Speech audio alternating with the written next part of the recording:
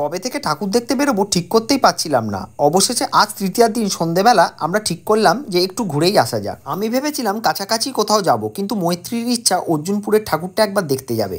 একটা ঠাকুরেরও প্যান্ডেল পর্যন্ত যেতেই পারলাম না, কিন্তু তার আগেই ওর পেয়ে গেল খিদে। রাস্তায় বেরোলে খিদে ওর পাবেই। প্রথমে একটু খেতে নেমেছি, কারণ প্রচুর খিদে পেয়ে গেছে। মানে বেরিয়েছি কিন্তু কোনো কিছু খেয়ে বেরোয়নি, তাই আগে খাবো তারপর ঠাকুর দেখবো। এখানে আমরা অর্ডার করেছিলাম চিকেন চাউমিন, মাত্র 120 টাকা কিন্তু এখানে চিকেন চাউমিনটা নিয়েছিল বাইপাসের ধারে রিদ্ধিয়া ধাবাতে। তারপরই এসে গেল প্রচণ্ড বৃষ্টি, আর আমরা রেনকোট পরে শ্রীভূমির প্যান্ডেলে গিয়ে হাজির হলাম। দেখে নাও তোমরা শ্রীভূমির প্যান্ডেলের বিশেষ কিছু মুহূর্ত।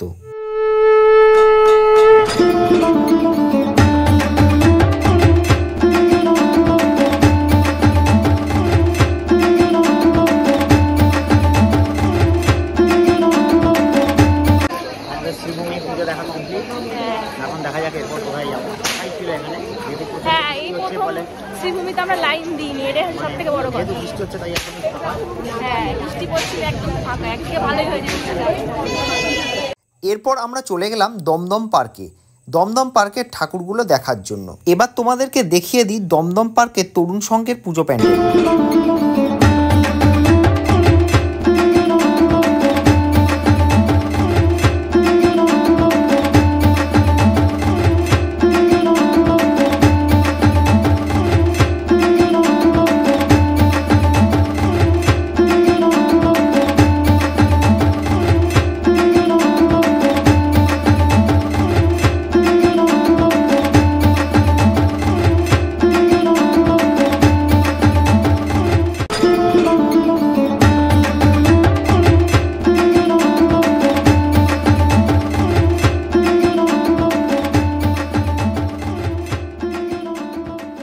এরপর গুগল ম্যাপের সাহায্য নিয়ে আমরা খুঁজে খুঁজে পৌঁছে গেলাম দমদম পার ভারত চক্রের পুজো মণ্ডপে।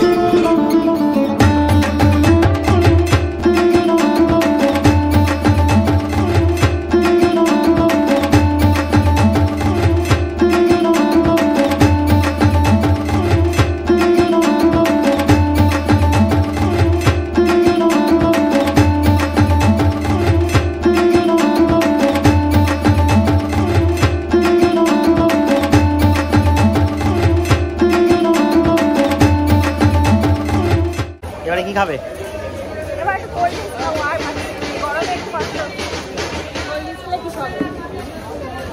অনেকক্ষণ হাঁটাহাঁটি করছি।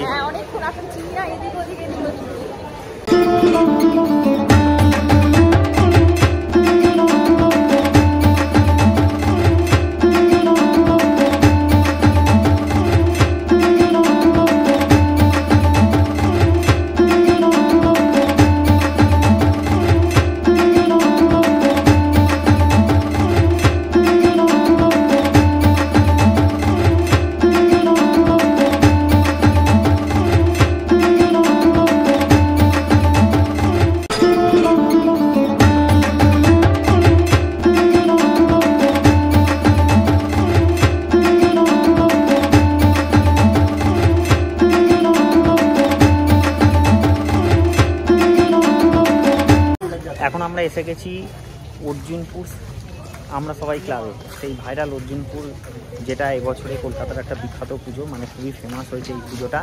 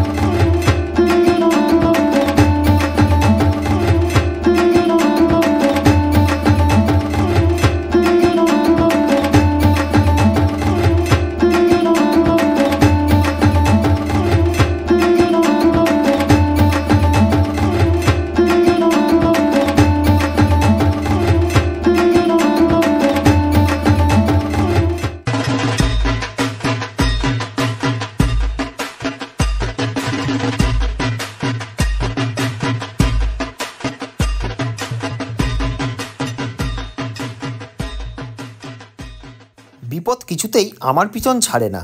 এবারে দেখো গাড়ির মিটারের সমস্ত আলো বন্ধ, হেডলাইট বন্ধ, হর্ন বন্ধ। তোমরাই বলো এভাবে গাড়ি চালানো কতটা রিস্কের ব্যাপার। আমরা সাবধানে বাড়ি ফিরি, আর ততক্ষণে তোমরাও চ্যানেলটাকে সাবস্ক্রাইব করে দাও। দেখা হবে নেক্সট ব্লগে।